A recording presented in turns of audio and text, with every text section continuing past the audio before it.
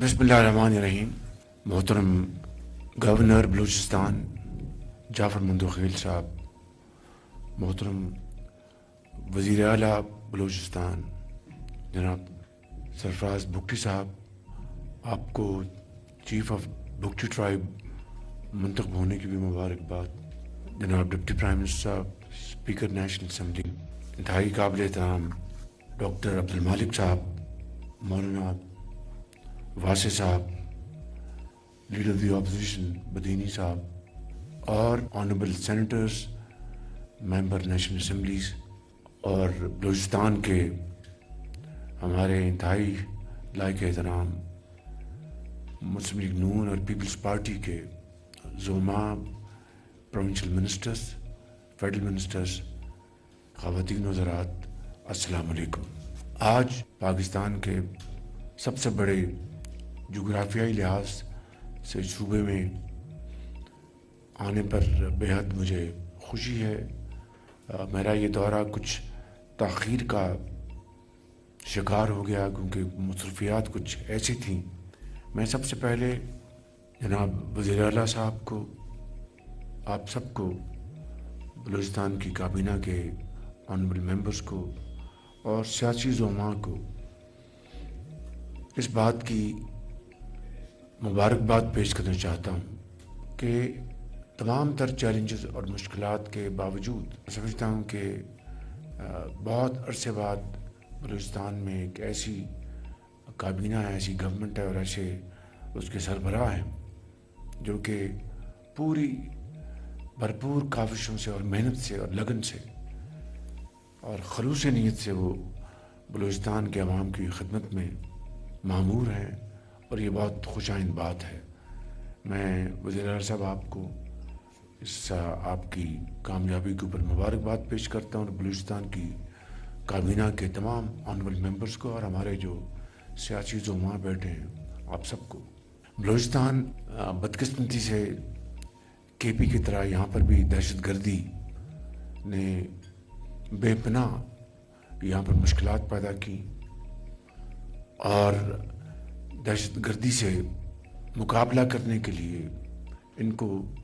हमेशा के लिए ख़त्म करने के लिए अफ़वाज पाकिस्तान की जो कुर्बानियाँ हैं वो मैं समझता हूँ कि अगर हम हर रोज़ उसका ज़िक्र करें तो वो कम ना होगा। चाहे वो हमारे फ़ौज के अफसर हैं, जवान हैं, पुलिस के अफसर और जवान, हमारे जो रेंजर्स के अफसर और जवान, लेवीज़ के, और आम आदमी आवाम ने जो कुर्बानियाँ दी हैं, ये तारीख़ इनको हमेशा सुनहरे हरूफ में याद रखेगी। इस हवाले से मैं समझता हूँ कि आज भी ये जंग जारी है और ये जो खवारिज हैं, फितनल खवारिज, इनको बदकिस्मती से हमारे जो हमसाया ममालिक वहाँ से पूरी इनको सपोर्ट दी जा रही है, जो कि इंतहाई अफसोसनाक बात है। लेकिन हमारा इरादा पुख्ता है कि जब तक कि दहशतगर्दी का हमेशा के लिए ख़ात्मा नहीं हो जाता, हम इंशाअल्लाह चैन से नहीं बैठेंगे। और इस हवाले से मैं फील्ड मार्शल सईद आसिम मुनीर साहब को, उनके तमाम रफ़ाका को मुबारकबाद पेश करता हूँ कि वो पूरी दिलजमी के साथ और प्रोफेशनल अप्रोच के साथ वो अफ़वाज पाकिस्तान को साथ लेकर इस जंग में दहशतगर्दी के ख़िलाफ़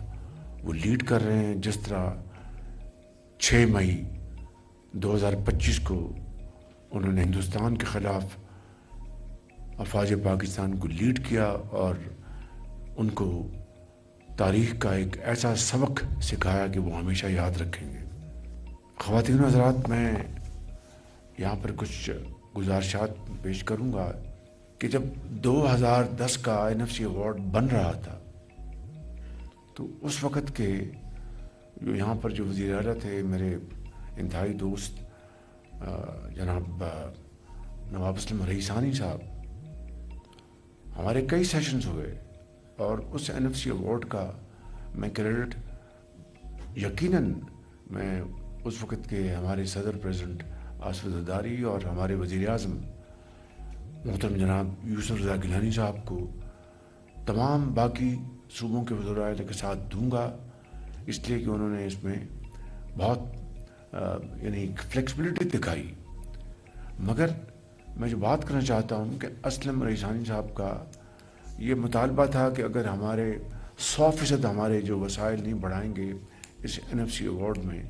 تو میں اس کے اوپر سائن نہیں کروں گا۔ تو بلوچستان پاکستان کا ایک بہت ایک خوبصورت علاقہ ہے، حصہ ہے، اور ان کا بہت حد تک ان کا مطالبہ جائز بھی تھا۔ ظاہر ہے کہ تھوڑی پاپولیشن کے لیے جہاں فاصلے زیادہ ہوں تو وہ جو وسائل کا جو خرچہ ہے وہ ان علاقوں کے مقابلے میں بہت زیادہ ہوتا ہے جہاں پر گنجان آبادیاں ہوتی ہیں اور فاصلے کم ہوتے ہیں۔ تو ان کا مطالبہ پورا کرنے کے لیے الحمدللہ پنجاب نے لیڈ لی۔ یہ بات میں انتہائی آجی اور انکساری سے کر رہا ہوں کہ یہ ایک ہمارا فرض تھا جو اپنے بلوچ بھائیوں اور بہنوں کے لیے ہم نے ادا کیا، اور آج تک چونکہ وہی NFC ایوارڈ چلا آ رہا، آج تک وہ وسائل جو ہیں اسی حساب سے بلوچستان کو مل رہے ہیں۔ اور میں اگر یہ کہوں کہ 11 ارب روپے سالانہ پنجاب نے اپنے حصے سے کاٹ کر بلوچستان کو دیا تھا تو مجھے اس کے اوپر بخدا میں آپ کو بلا خوف تردید کہہ سکتا ہوں کہ مجھے اس کے اوپر بے حد خوشی ہے۔ اور آج اس ایوارڈ کو ہوئے تقریباً 16 سال گزر گئے، 250 ارب روپے پنجاب نے اپنے حصے سے دیے۔ مگر جب بھائیوں کی بات آتی ہے، خاندان کی بات آتی ہے تو وہاں پر حصہ وصہ نہیں ہوتا، وہاں پر مشاورت کے ساتھ اور بھائی چارے کے ساتھ وہ ملتے ہیں، بیٹھ کے فیصلے کرتے ہیں۔ تو یہ میں سمجھتا ہوں کہ محبت میں، اس ماحول میں، اور باہمی اتفاق وفاق کو مضبوط کرنا ہے اور صوبوں کے درمیان جو تفاوت یا فاصلے ان کو ختم کرنا ہے۔ اسی طریقے سے اب NFC ایوارڈ کی دوبارہ اب کانسٹیٹیوشن ہوئی ہے، اس کی کمیٹیز میٹنگ کر رہی ہیں۔ آج جو انشاءاللہ ہم جو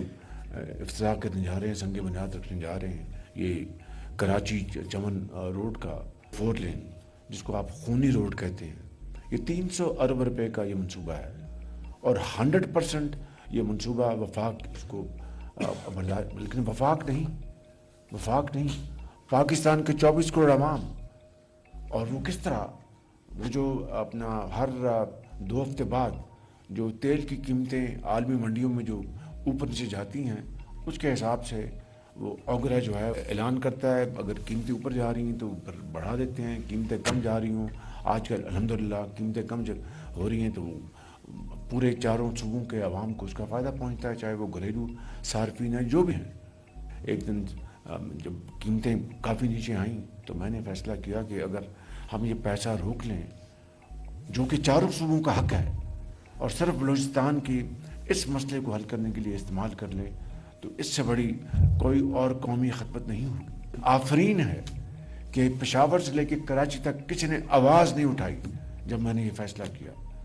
اور یہ وہ طریقہ ہے کہ جس سے ہم الحمدللہ یہ کراچی سے آپ کے چمن تک بہترین سڑک ہوگی جہاں پر لوگوں کے جو بچوں اور بچیوں کے حادثے ہوتے تھے وہ ختم ہوں گے۔ آپ 18 گھنٹے میں سفر جو آپ کا 6 اور 8 گھنٹے میں مکمل ہو جائے گا۔ یہ پاکستان کے 24 کروڑ عوام نے دیا، خوشی سے دیا۔ اس کو کہتے ہیں، میں سمجھتا ہوں کہ بھائی چارہ، اس کو کہتے ہیں محبت، اس کو کہتے ہیں کہ قومی یکجہتی۔ پاکستان کا وہ صوبہ ہے بلوچستان جہاں پر 5 دانش اسکول جو بنائے جا رہے ہیں، یعنی ایک ہی وقت میں یہ دانش کدہ جب بنیں گے تو وہاں پر جو ایسی جو تعلیم اور وہ دانش اسکول ان کے لیے ہیں جو غریب ترین گھرانوں سے بچیاں ہیں، جن کے بچے اور بچیاں انتہائی قابل ہیں، چاہے وہ مولانا بھاشے کے قلعہ سیف اللہ سے ہوں یا ڈاکٹر صاحب کے علاقوں سے ہوں یا جو بھی جہاں پر وہ اسکول بننے اور بھی بنیں گے، مگر غریب ترین بچے اور بچیاں جن کے پاس وسائل نہیں